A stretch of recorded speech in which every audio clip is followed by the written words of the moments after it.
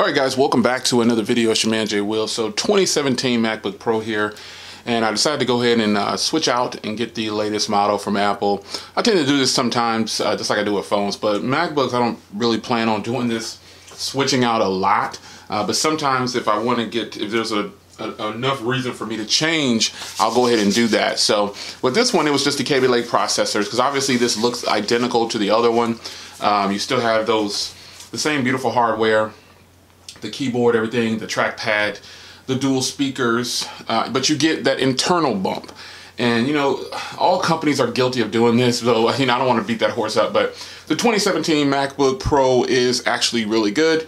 I have the 13-inch base model here, and when I buy MacBooks, very seldom do I get like the higher spec model. Very seldom do I do like these big major upgrades for the processor, and the reason being is I get more than enough performance with the base models in most cases, except for the Core M3 and the 12-inch MacBook, the first one in 2015. That's the only one that I didn't really get too excited about when it came to performance. It has some overheating issues. I would do a live stream or a video conference or something like that, and it would just be so hot to the touch. It just couldn't handle it because those are fanless. So heading into 2018, I said, you know what? I'm going to grab the 2017 MacBook Pro and I'm going to roll with it. So this one, again, is the base model, is the 13-inch. It's 13 by 3 inches on the screen. The screen is actually 2560 by 1600, which is a huge plus. That is a very nice resolution. The display is beautiful. You know, you get a lot of pixels with that. You get 227 pixels per inch, which is actually pretty good. It's 500 nits, so that's pretty good brightness for it, so it can get pretty bright. So this is the 13-inch, 2.3 gigahertz dual-core i5 with a turbo boost up to 3.6. You can configure this all the way up to a 4 gigahertz turbo boost with an i7 with a 2.5. So that's a choice that you could actually do. Now I do have the 128 gig model, and you can go all the way up to a terabyte if you want to, which is crazy. That's what I have on my 5K iMac, so I don't really need to have that on my computer, my laptop. So, but with that being said, as far as memory goes, I'm always going to recommend the Samsung SSD devices. Samsung has the best SSD experience, has been the best SSD experience for me. They are really fast, and now the T5 is out, so maybe I'll go ahead and bring that in for when I'm traveling and stuff, and I got this laptop with me. I'll use that and work with it. But this does have, of that 128 gigs of the SSD that's in here, the model I have, I think I got about 97 gigs available once everything was finished, or something like that. 99, I'm not sure. But that's more than enough for me, especially if you have cloud storage and if you're going to be storing a lot on your device. Well, obviously you want to get the terabyte. You know, you don't want to get a 128 gig. You know, that's just not the right way to go. But if you like external storage, you can save tons of money instead of upgrading through Apple and just buying an external SSD through Samsung. It will definitely, it's really nice. So 8 gigs of RAM in this model. You can configure it up to 16 gigs. This does have the Intel Iris graphics at 640. You get 2 Thunderbolt ports, and they're 3.1 the second gen, which can do up to 40 gigabits per second. That's crazy. The charging time on this is actually really fast. It has a 61-watt power brick to charge it, and it's Type-C. So it is really, really fast. I've been super impressed with it. And I just really like how fast this thing charges. Wi-Fi connectivity on this laptop has actually been really good. No complaints or anything. It's just a good experience for me so far.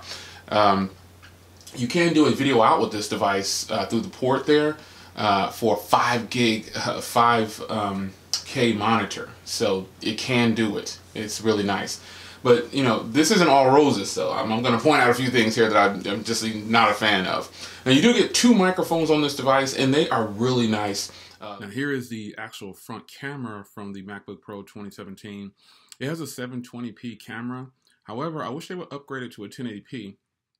But the 5K iMacs only have 480, so I don't know what Apple's thinking about doing this to us, but we're paying premium dollar for these devices, and I really would like a 1080p front-facing camera on the MacBook Pro, and then the iMacs should already have a 1080p camera. But these are the microphones, and this is the camera from the 2017 MacBook Pro.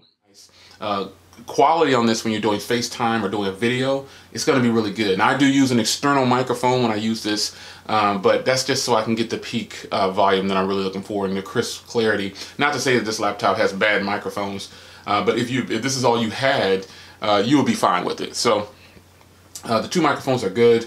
You've got those stereo speakers, as I mentioned before. It's really good. Battery life is fantastic on here. Now, what don't I like about this? Because again, not all roses. Not all roses. I'm trying out something new here with my focusing. I'm doing manual focusing for this video, just FYI. You know, the DSLR is really nice. But I'm going to focus now on a couple things here. So check this out. There we go. That I'm not a fan of, having that one headphone jack on that side. And then on this side, you just have the two ports. That is very sad. It's pretty pathetic. On the bottom here, you've got the fan in there that does kick on every now and then. But, you know, it's not something that you should be upset about because if you know that if you're buying this, you know what you're getting into. This laptop is actually well built. I mean, premium hardware.